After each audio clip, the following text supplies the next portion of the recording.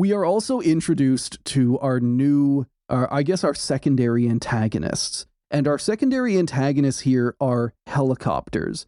Oh, finally, we made it. We're here. We are an hour and a half in, and we get to talk about the helicopters. We get to talk about the twins.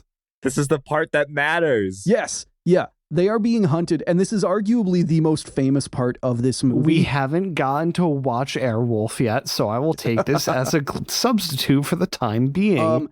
And you said that these are OH-6 helicopters. These are kind of like small utility helicopters. They're at least in that family of the 6 that... Yeah. And they are painted black, which black helicopters, not as much anymore, but was very much like an OG conspiracy theory of like how... Were they black? I definitely thought they were OD. I think they're black. Like they were painted black. They definitely looked like they were OD to me. The movie quality was shit. The movie quality was kind of shit enough. They could have been either way. They were painted dark, angry colors. But yeah, the angry eggs are here. Let me look this up. I'm not... They were definitely you are OD right. green. Like, they were not black. They were not black. I would remember a black helicopter of Allah if I saw it. Okay, like. They are painted menacingly. As we talked about, like as we mentioned in the pre-show, these helicopters are sapient. These helicopters are characters. Their pilots are slaved to the helicopters. The pilots cannot exist individual of them. And none of this is done through special effects. These are all real helicopters. The pilots are slave to the helicopter. Like they're Borgified to control, like the way that they are an autopilot for the helicopter. The 20 seconds of screen time that we have of the pilots later, they are so not people. Like they are so robotic. Yeah, they are absolutely Borg. They have no expressions. But again, like these helicopters, this is the NASA hit team. These guys are being sent out by Kellaway to find and eliminate these astronauts. Like they find the plane crash and then they start investigating. And again, like I need to congratulate this on like the practical side, because the people they get to actually fly these helicopters fly like in such close formation. They hover. And the reason why I say they're sapient is that multiple times these helicopters look at each other. Like they'll be flying forward. They find something they want to investigate, and then they turn and they look at each other before turning back. Like they have ways of emoting with these helicopters. I would like to dub the helicopters Ooga and Booga. And all of this, again, is just done by like, they just rented 2 helicopters and they got really good pilots. The entire time I'm certain that they were no more than 30 feet apart. Like, yeah, because they start to lose the psychic link anytime they're further than 30 feet apart. What do you mean? They're bonded. They're like Halo hunters. Yeah, they're Mechalekula. Yeah, and the pilots are twins. No, the pilots are the worms in the suits. There's a reason you don't see their faces. So we start getting some astronauts picked off, and I'm O.J. glad Simpson, that you continued before I started going on a rant about those aliens. So Walker is our first dead. They make a point of like, oh, these astronauts have survival training, even though they are all picked off textually within like an hour. I love how like rough they look after. Oh yeah, textually an hour. You say so Walker, O.J. Simpson's character, he gets picked off. They find him in like a lake bed where he's trying, like basically he wants water, so he tries to like dig into a lake bed and find some like underground water. But it doesn't work. And then we see as Brew is walking, we see the flare pop off in the distance, signaling that he's been found and he's been killed. Well, I mean, like presumed killed. We don't even know what happens. Yeah, we don't see what happens to any of these guys. We cut over to Willis, and he's fucking like climbing a mountain. He goes I think like due east or something.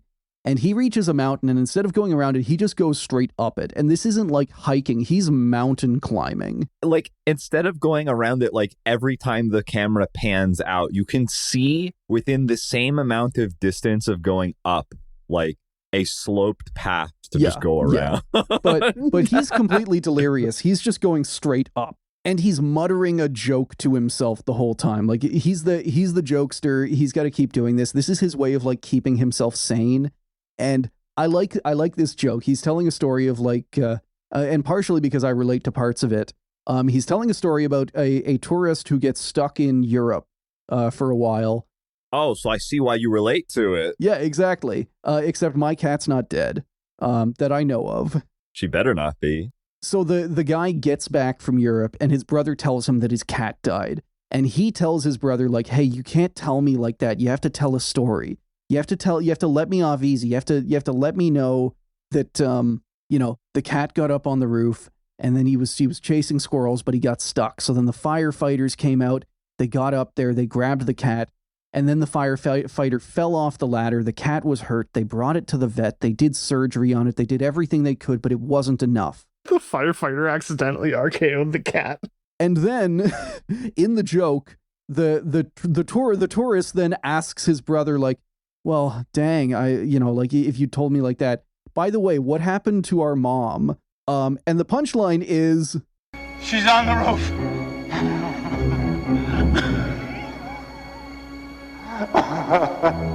And the reason why there's menacing music is as Willis delivers this punchline, he reaches the top of the hill, and what is waiting for him but 2 helicopters? We don't see the crew out. It's just the 2 parked helicopters.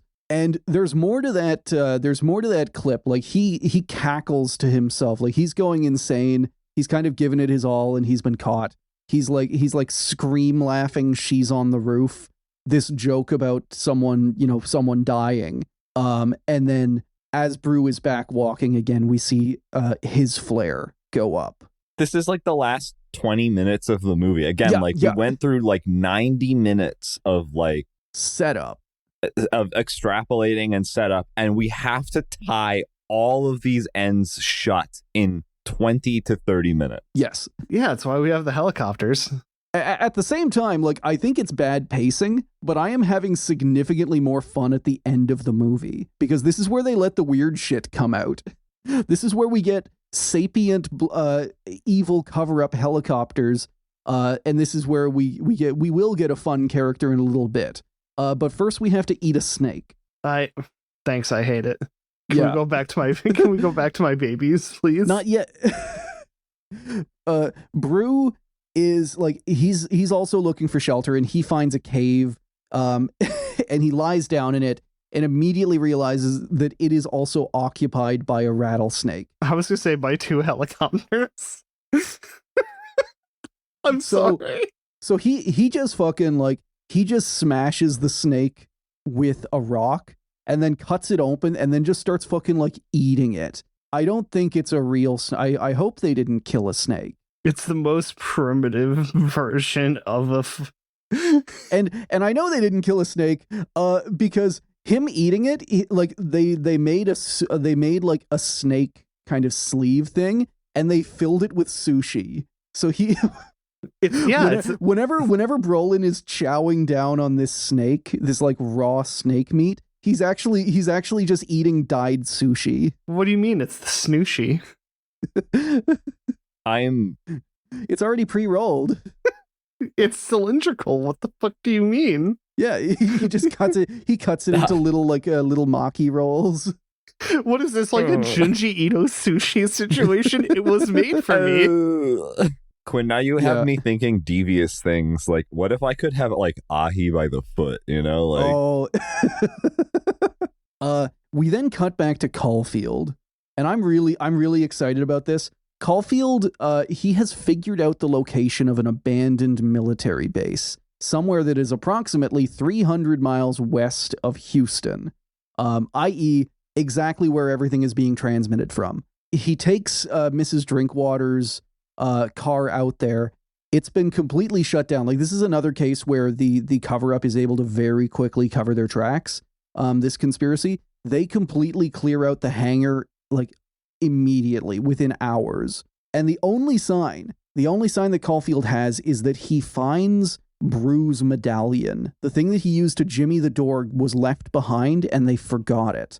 Hey, you remember how I'm so particular about this one thing? Yeah. Luckily, so he knows he has to investigate nearby. Luckily, Caulfield is able to find A&A crop dusting service, basically just a hangar in the middle of nowhere with a prop plane. And this is where we introduce Albane, played by fucking Telly Savalas. Telly Savalas, who was fucking Blofeld in a Bond movie. Telly Savalas, like, incredible actor. Also very good in Kelly's Heroes, which was my introduction to his work. And Caulfield wants to hire him. There's this fun bit at the start where it's called A&A crop dusting services. So Caulfield's like, you know, oh, I bet you're one of the A's.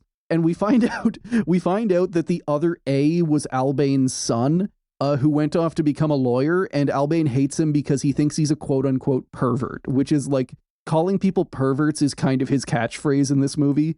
Telly Savalas brings it across very well. Except for the fact that, like, even though no one really says or hints at anything, I'm 90% sure what he's just saying is that he thinks they're gay. I think that's just what he thinks pervert means. I thought you were just going to start hitting the button of the pervert drop. Mr. Albane, how much do you charge to dust the field? $25. I'd like to hire your plane. That'd be $100. You said you charged $25. $25 to dust the field, but you ain't got no field because you ain't no farmer, which means you ain't poor, and I think you're a pervert. Okay, 100. 125.